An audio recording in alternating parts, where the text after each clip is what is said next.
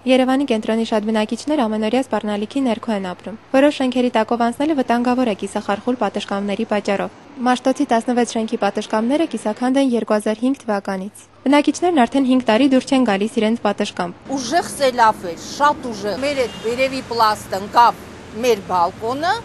ամբողջ ծաղիկներս, սաղ այսպես քարերն էլ ամբողջ գետին։ Եթե մարդ այնտեղ լիներ, հաստատ սաղ չէր մնա։ Երեխան տղայիս գոքից իջավ, եկավ այստեղ կանգնեց, այսինքն արեց արի,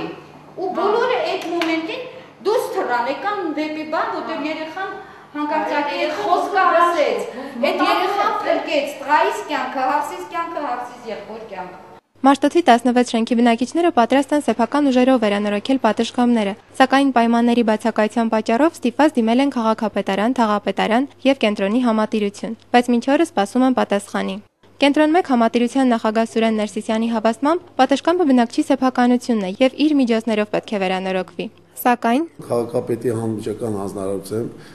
միջոցները նախաձեռնել, որպեսզի շքերթային պատշգամբները վերանորոգվի։ Այսօրվա դրությամբ աշխատանքները սկսված է։ Մոտակա երևի 1-2 ամսվա ընթացքում ամենաուշը